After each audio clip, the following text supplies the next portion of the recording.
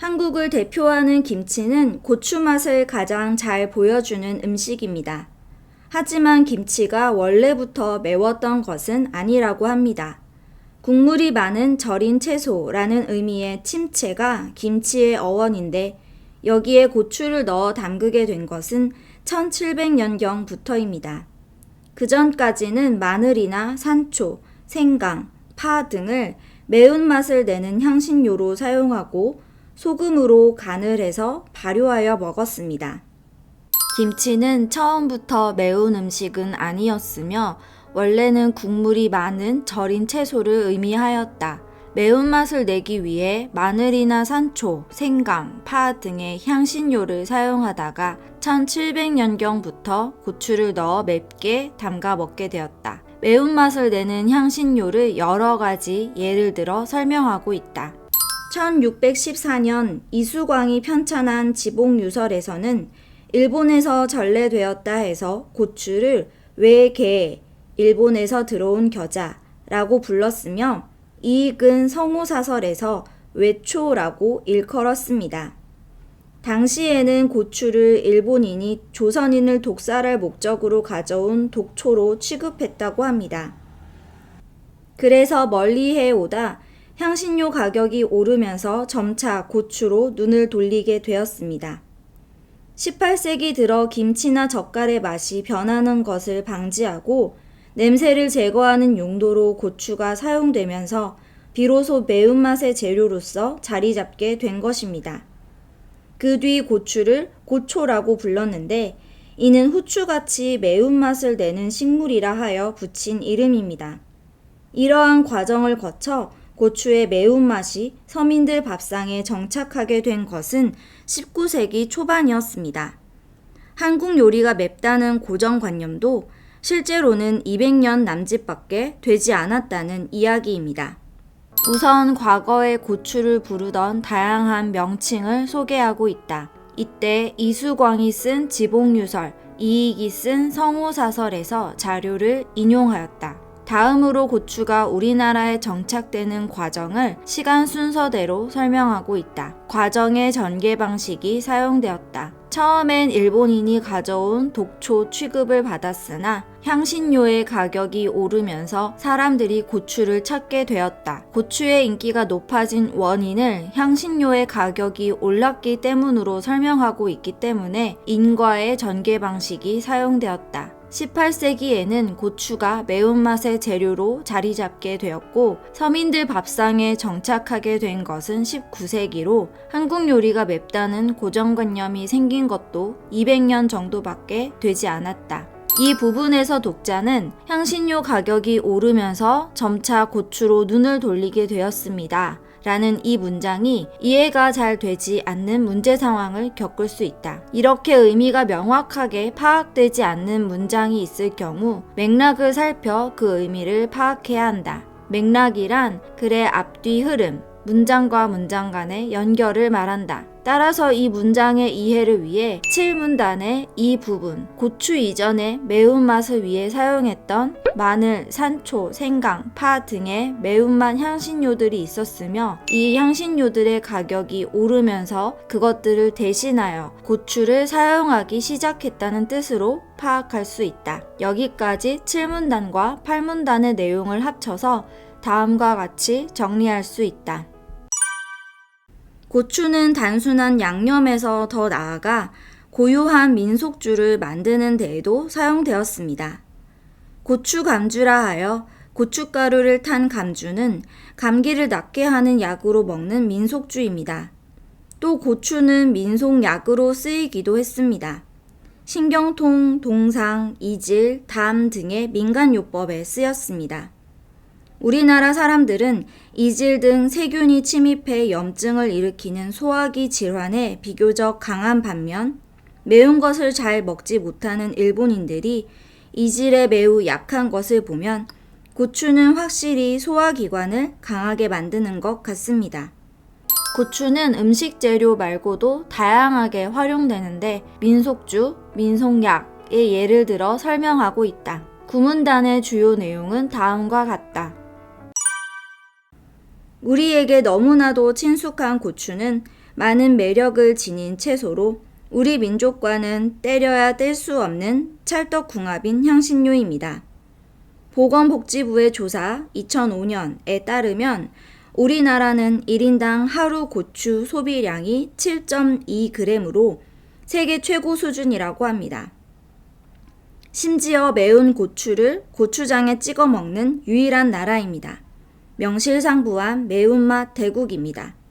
이제 고추의 알싸한 매운맛은 세계인들이 자꾸 찾는 맛이 되어가고 있습니다. 고추는 우리 민족과 찰떡궁합인 향신료인데 1인당 하루 고추 소비량이 세계 최고 수준이라고 한다. 이 부분에서 보건복지부의 조사 자료를 인용하고 있다. 매운 고추를 고추장에 찍어 먹는 유일한 나라라는 점에서도 그렇다. 이 부분을 읽으며 독자는 고추가 우리 민족과 찰떡궁합인 향신료라고 말하는 글쓰기의 주장이 과연 타당한지에 대해 의문을 가질 수 있다. 이를 해결하기 위해 글쓴이의 주장을 뒷받침할 수 있는 근거 자료를 더 찾아보면서 글쓴이 주장의 타당성을 판단할 수 있을 것이다. 신뢰성은 자료의 믿을 만한 정도를 말하고 타당성은 이치에 맞는지를 따지는 것이다. 근거 자료의 출처를 밝히는 것은 신뢰성과 관련된 것이고 주장을 뒷받침할 만한 적절한 근거를 제시하는 것은 타당성과 관련이 있다. 신문단의 주요 내용은 다음과 같다. 그럼 읽기 중에 했던 독자의 활동을 3가지로 다시 정리해보자. 내용 이해 활동은 다시 문단별 주요 내용을 파악하는 활동과 글에 사용된 표현상의 특징, 전개 방식을 확인하는 활동으로 나눌 수 있다. 문단별 주요 내용을 정리할 때는 주제나 키워드가 유사한 단락을 묶어서 정리하면 좋다. 1, 2 문단의 주요 내용은 콜럼버스가 신대륙에서 고추를 발견함.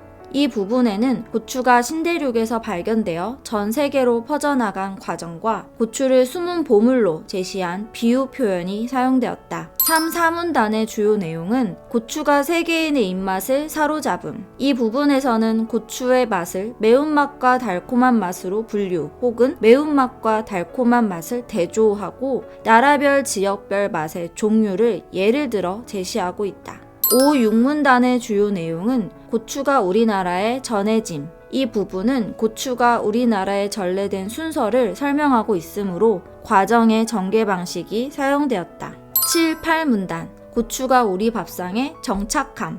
이 부분에 사용된 전개 방식에는 우선 매운맛 향신료로 사용된 여러 재료를 예를 들어 설명하였고 또 고추를 부르던 명칭을 이수관과 이익의 자료에서 인용해서 제시하였다. 또 고추가 우리나라에 정착되는 순서를 과정의 전개 방식으로 또 사람들이 고추를 찾게 된 이유를 인과의 전개 방식으로 설명하였다. 9문단 고추가 다양하게 활용됨. 이 부분에 사용된 전개 방식은 예시로 고추가 민속주, 민속약으로 활용되는 사례를 제시하였다.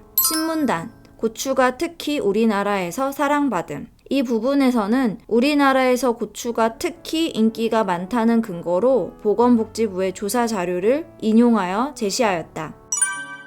글을 읽으며 독자가 겪는 다양한 문제들과 그 문제를 해결하는 방법을 정리해보자. 우선 읽기 전 활동에서 글 제목을 보고 궁금한 것을 질문해 보았고 독자는 적극적으로 글을 읽으며 그 질문에 대한 답을 찾을 수 있었다. 또 글을 읽으며 의미를 잘 모르는 단어가 나왔을 때 독자는 사전을 통해 모르는 단어의 뜻을 확인하면서 글을 읽을 수 있다. 글을 읽다가 잘 이해가 되지 않는 문장이 있을 때에는 글의 앞뒤 흐름, 즉 문맥을 살펴가며 정확한 의미를 파악하며 읽어야 한다. 또 글쓴이의 주장이 타당한지 의문이 들 때 근거가 되는 자료를 추가로 찾아 타당성을 평가하며 읽을 수 있다. 맥락은 글에 나타난 일관적인 내용의 흐름, 주제의 흐름을 말한다. 문맥은 문장과 문장, 문단과 문단 사이의 맥락을 문맥이라 한다.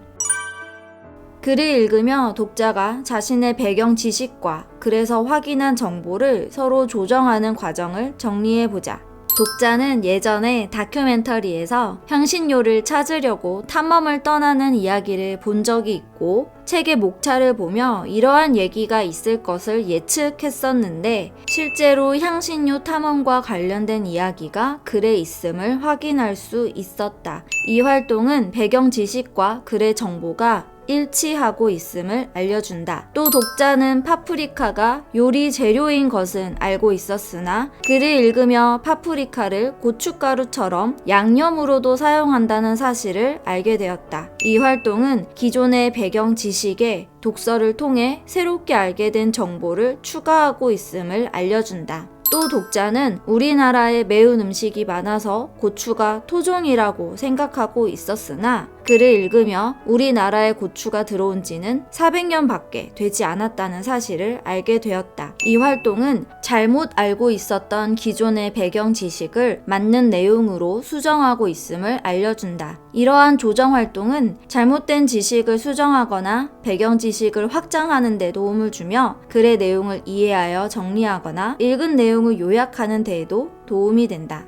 배경 지식은 이미 머릿속에 들어있는 지식과 경험의 총체, 모든 것을 말한다. 글을 읽을 때 배경 지식을 활용하면 내용을 더 잘 파악할 수 있고 읽기를 통해 기존의 정보를 수정하거나 새로운 정보를 습득하면서 배경 지식을 확장하게 된다.